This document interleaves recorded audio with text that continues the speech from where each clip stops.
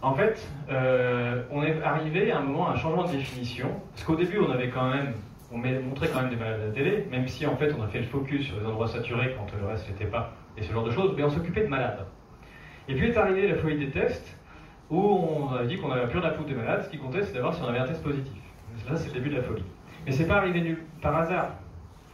C'est arrivé parce qu'on a des fabricants de vaccins qui voulaient vendre des vaccins, et à aucun moment les fabricants de vaccins m'ont montré qu'être vacciné c'était être moins malade. Il suffit de lire les rapports de Pfizer et Moderna. Ils ont dit être vacciné ça permet d'avoir moins de tests positifs. Donc tous ceux qui ont reçu des vaccins, vous n'avez pas reçu des vaccins pour être moins malade, vous avez reçu des vaccins pour ne pas avoir de test positif. Ce qui est extrêmement différent. La deuxième chose, c'est qu'en plus ces deux études, c'est écrit noir sur blanc en haut que les placebos et les vaccins sont discernables. Ils vous garantissent que les gens ne savent pas, donc c'est bien en double aveugle, mais quand même que c'est discernable. Bon. Il y a quand même un rapport complet qui a été publié sur le BMJ. Dans un laboratoire, il y a une chef de laboratoire qui a expliqué le nombre de fraudes qu'il y a eu dans son labo, que c'était n'importe quoi, avec justement la levée du secret. Les doses n'étaient même pas conservées comme il fallait, etc. Donc il y a un n'importe quoi complet à l'intérieur des laboratoires qui est dénoncé de manière officielle. Donc si on sait qu'il y a au moins un laboratoire qui a fait n'importe quoi, la logique c'est de dire que l'étude on a fait la poubelle. Bon, évidemment, non, toute la presse est arrivée pour dire que c'est qu'un laboratoire, du coup ça compte pas. Bref. On en discutait un peu avant. Qu'est-ce qu'on fait quand on a un nouveau médicament qui arrive sur le marché, qui est censé prévenir les gens de maladies mortelles? On regarde le nombre de morts au final. Pfizer, dans le groupe vacciné, on compte 15 morts, et il y a 14 morts dans le groupe non vacciné. Et Moderna, ils disent 16 morts dans les deux cas. Donc on est sur un vaccin intéressant, sur lequel on n'a absolument aucune significativité concernant la mortalité de toute façon, et voilà, c'est pas dans le bon sens. C'est pas la seule bizarrerie à l'intérieur, hein. Notamment, on est quand même, les essais sont lancés dès 2020, et tout le monde dit c'est une maladie des personnes âgées. Bon, d'ailleurs, il n'y a aucune mortalité en 65 ans, de toute façon, qui est visible nulle part, c'est que les plus de 80 ans, et je vous ai montré de quoi étaient décédés les gens d'ailleurs. Mais du coup, personne pense à ce moment-là que de toute façon, il y a un jeune qui va se faire piquer. Sauf que dans les essais, il y a les 3/4 de jeunes. Donc soit l'essai est foutu à la poubelle, alors ça c'est sûr avec tout le reste, mais soit, sinon, c'est que les labos savent déjà à ce moment-là que de toute façon, c'est toute la population qui va être piquée. Ensuite, vous avez entendu parler des 95% d'efficacité, merci. Comment ça se fait les 95% d'efficacité? Je vous ai dit qu'ils comptaient les positives. Donc ils disent symptomatique Covid-19 et test positif. Test positif, chez les vaccinés, il n'y en a que 8, alors qu'il y en a 162 chez les placebos.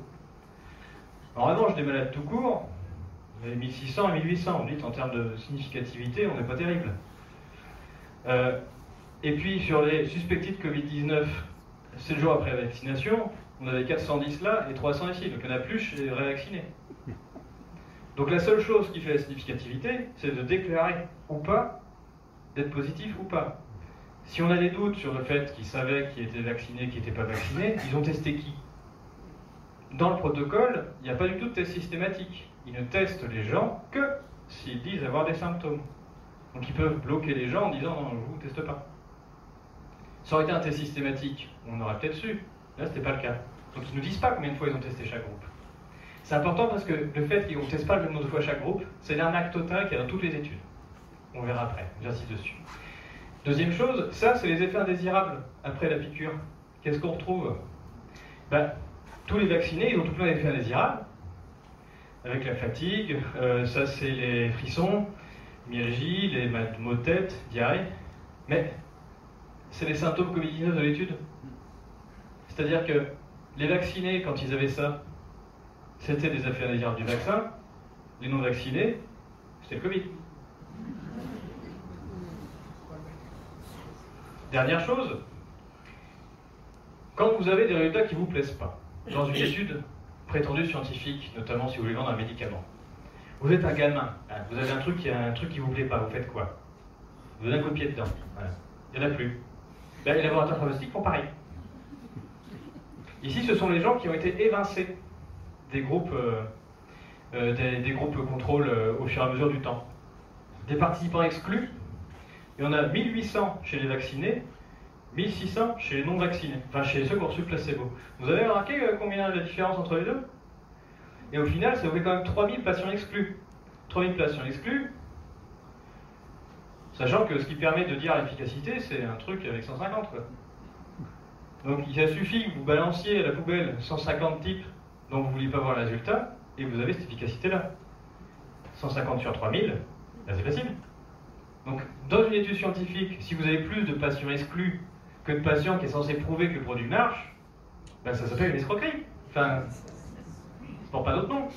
C'est impossible de savoir si dans vos résultats d'études ne se cachent pas juste des exclus qui ont été bien choisis. Donc vous devez l'enlever. C'est pas possible de valider ça. D'aucune sorte.